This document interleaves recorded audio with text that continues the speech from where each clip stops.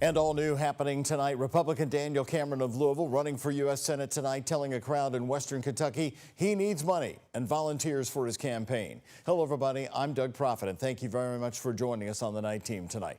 The race to replace Mitch McConnell is just getting started. This is the big Fancy Farm weekend, and we are kicking off our two-day coverage of this important showcase for the candidates. WHAS11's political reporter Isaiah Kim Martinez and senior photojournalist Alyssa Newton are live in Calvert City, Kentucky right now. That is western Kentucky. And Isaiah, you also covered a Democratic dinner tonight, but let's start with Daniel Cameron, what he said about his own campaign. Pretty shocking and honest. Honest, right? It has been a conversation that has been had amongst politicos and those in the community.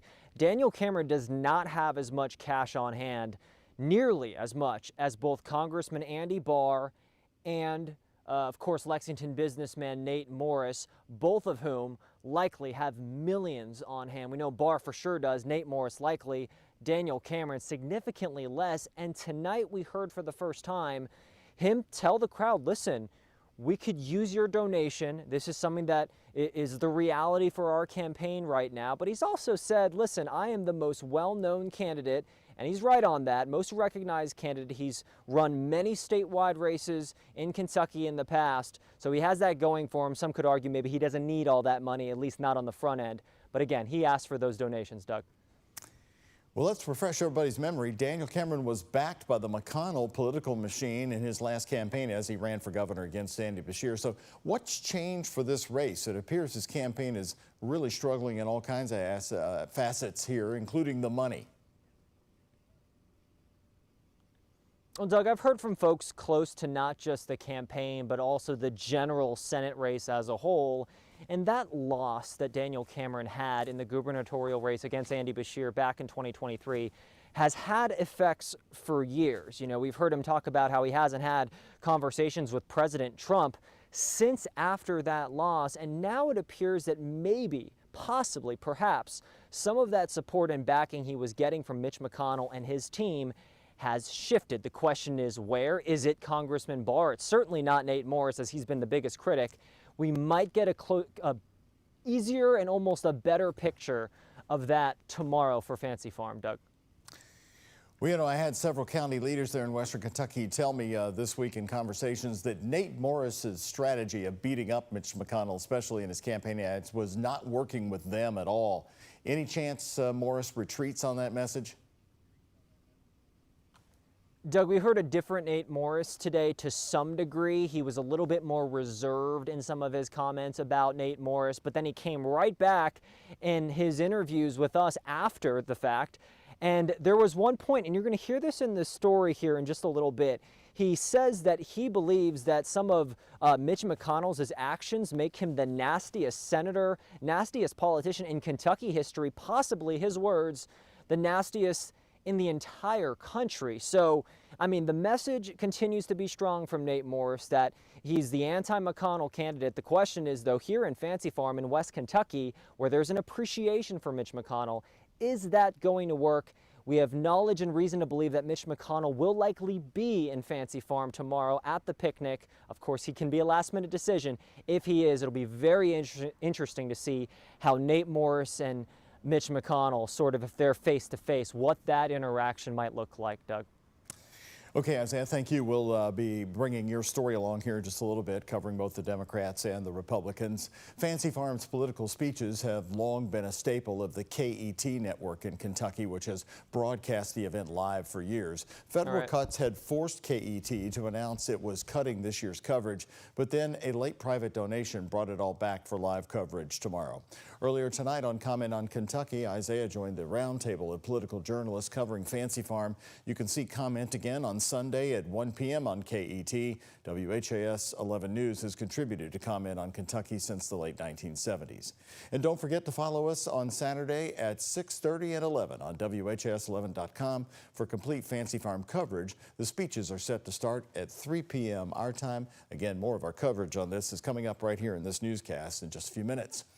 Today, the Corporation for Public Broadcasting announced a shutdown after federal funding cuts. This comes after Congress voted earlier this month to cut over $1 billion in federal funding. The corporation helps fund both PBS and NPR, but most of its funding is distributed to more than 1,500 local public stations around the country. They informed employees that the majority of staff positions will be eliminated by September 30th. Meantime, NPR is reporting tonight that operations like Nashville Public Media and Louisville Public Media say they are seeing a big surge in private donations in response to the cuts. Also a developing story, Kentucky Senator Mitch McConnell blasting Kentucky Senator Rand Paul on the Senate floor today. McConnell accusing Paul of not supporting Kentucky farmers as he pushes to take intoxicating hemp products off store shelves. In July, the 7-term senator added language to an agriculture bill that would have federally banned all hemp products with THC. It sparked concern from industry advocates in Kentucky. Rand Paul saying McConnell's amendment would destroy the hemp industry and threatened to block the bill if it were included. The language was eventually removed, but McConnell today blasted Rand Paul over his threats. You know, it's one thing to call yourself an advocate for hemp farmers, but if you didn't support the 2014 pilot program and you didn't support the 2018 Farm Bill that legalized hemp production, and you would have blocked a major step forward on this appropriations package, it had included my language to close the bad actor loophole. Then what does being an advocate actually mean? McConnell says he won't stop fighting to close that loophole that he helped create when hemp was legalized in 2018. We have an update to the breaking news that we showed you live at 6 o'clock tonight. A huge, large tree fell on several homes in the Wyandotte neighborhood of the South End right near Churchill Downs. Moments ago, we checked and 41 customers without power are supposed to be getting it back online any moment now. Well, the tree, take a look, happened that fell on Longfield Avenue near Churchill Downs. Crews discovered the massive oak tree had split and fallen, impacting 6 different homes. We talked with a neighbor who heard the noise and felt the shake of the tree, but luckily didn't have her home damaged. We've been here 5 years, going on 6, and that tree has fell plenty of times, like branches of it and things like that. And they came out and had it cut, but last year the tree people told them, oh, it's okay, but obviously not. Well, there you have it. More views of the tree. The tree did bring down several power lines. LG&E was on the scene most of the evening addressing electrical and gas-related hazards to ensure the safety of the affected area. By the way, nobody was hurt. In this particular case, you have an individual that had already fired at officers who is laying in prone position, laying in wait to target officers. This is a very unique situation, so I do have some questions about the Officer General's report. I hope to get those answers. That's Louisville Mayor Craig Greenberg today weighing in on the debate between the Inspector General's office and the Louisville Metro Police Department. The tension is over the conclusions in a report about the fatal officer-involved shooting on Frankfort Avenue in 2023. The Inspector General says the officer was in the wrong, but LMPD is now pushing back and brings up an incomplete report on the same incident from earlier this year. WHAS11 9 Team's Clarice Shaley and photojournalist Aspen Hester dive into both sides as Metro Council members weigh in. 911 operator Poet, where's your emergency? The night of August 3rd, 2023, Frankfort Avenue, not far from restaurants and bars in Clifton, reports of a man firing shots randomly in the area. Louisville's Office of Inspector General released their report on this fatal officer-involved shooting, finding Louisville Metro Police policies were not followed. There's been some shots fired over here. Officers responded to a call of gunshots near train tracks and New Main Street. In Officer Roberto Cedeno's body camera footage, he's seen encountering James Monty. He's down on his stomach and pointing a gun at the officer.